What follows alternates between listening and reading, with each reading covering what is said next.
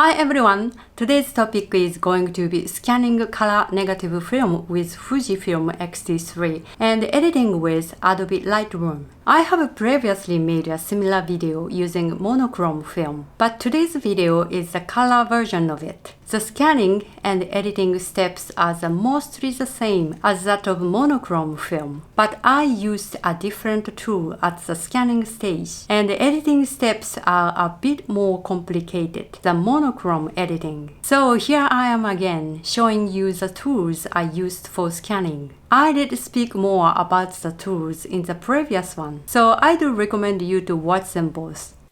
This is the film camera I used this time, Minolta AFS quartz date. I believe it was made in 1984. The lens is 35mm f2.8. It's an autofocus point and shoot camera. I got it at a second-hand camera store and the condition isn't bad. I chose it not for the image quality. I just wanted to get a simple and easy control camera. And I've heard that this camera has a good autofocus for an old point and shoot. Well, I may talk about the camera in my future video. This time I used this film. I chose it because most of DPE stores in Japan can develop Fujifilm's films in 24 hours. It took me a month to develop Kodak's monochrome film before. A month. I didn't want to wait that long. As expected, the developing process was done in an hour, and the cost was just about $6. Here are the tools I used. The link to these tools will be shown at the description part below. We'll be using FUJIFILM X-T3 and XF35mm f1.4 and extension tube. I recommend you to use a macro lens if you have one. I don't have it. And a slide copying adapter, selling it for about $30. And a handmade film holder. I use it for two different reasons. First of all, to avoid getting scratches on the film. Secondly, to press the films to make them flat.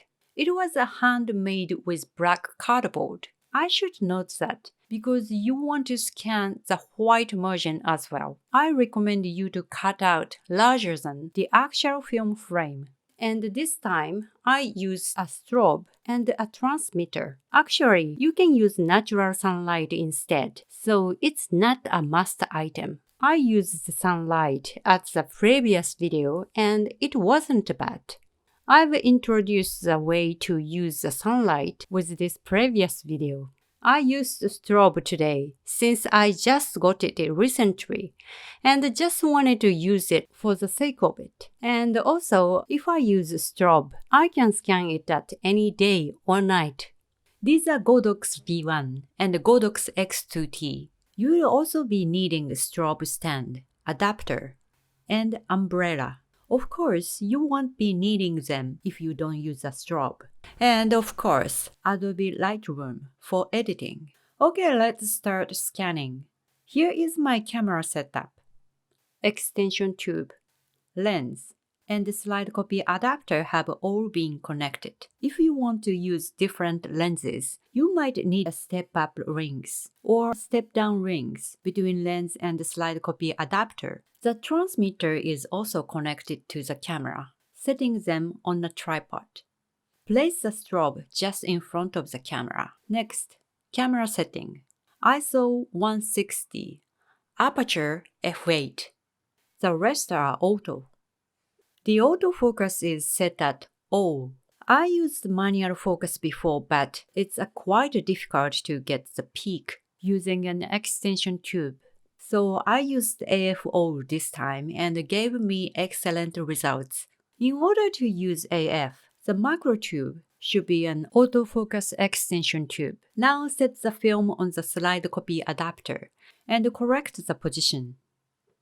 I used 2 seconds timer shutter to avoid camera shake, just like this. Okay, let's go to Lightroom. I start from Adobe Color Profile here. First, Correct the white balance. Choose the white balance selector here and click the margin of the film. Now the white balance has changed. Next, the most exciting part of the editing, inverting the tone curve, like this. Now the photo is alive just by doing this.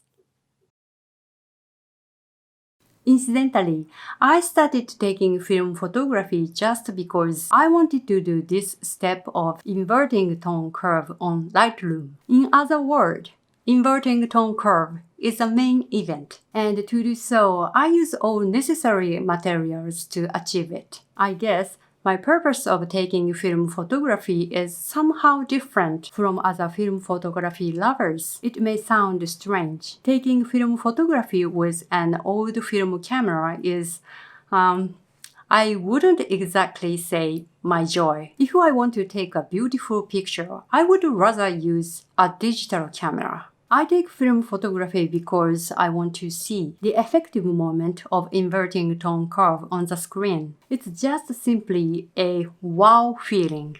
When the negative film turns into a color photography, very exciting, and I get a kick out of it. I got some comments on my Instagram stories stating that positive films are better than negative films. In a sense, I do agree, of course, but if I use positive films, I'll lose my objective of playing with inverting tone curve. So this is the reason why I use negative films. But I'll be using a positive film in the future for the video contents one day. Okay, let's go back to the editing. Now I see the haze on the picture.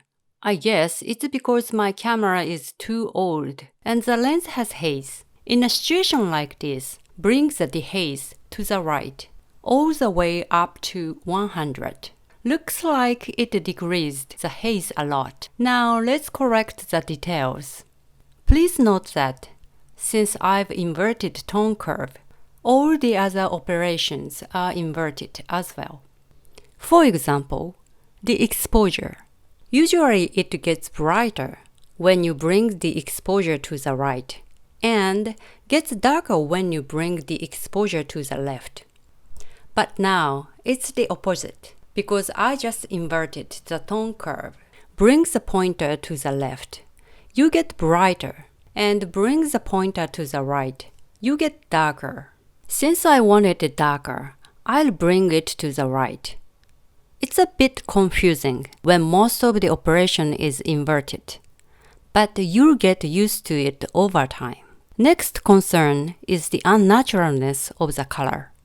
So I'll be correcting it with HSL color. But before that, I'd like you to understand about the complementary color. Look at this. Complementary color of blue is yellow or orange. In the case of green, it's magenta. Now, when the operation is inverted, the color operation is also inverted. You will notice that the photo is overall very bluish. I'd like to decrease this blue. The photo is very bluish because the original negative film was orange. And as the negative film is inverted, orange has turned blue. So now, in order to eliminate blue, decrease the saturation of yellow or orange here. Okay, blue has gone. And now, the carp in the pond has this unnatural looking pink. It was originally orange. So decrease the saturation of green or aqua and see how it turns out. Yes, this is the actual color of the carp that I saw. Okay, now I've edited the basic controls so far.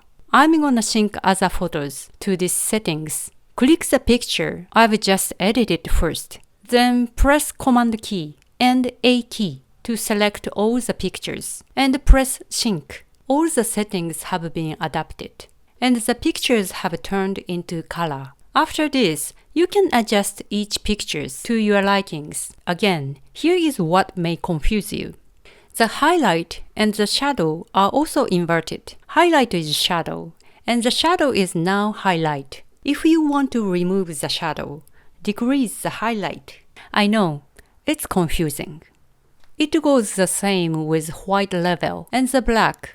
After that, adjust each pictures, which you feel has unnatural colors. Other than that, control contrast, texture, clarity, and more. And you can also do monochrome. Okay, that's it for now. Please press good if you like my video and subscribe my channel and Instagram. See you again at the next video. Bye!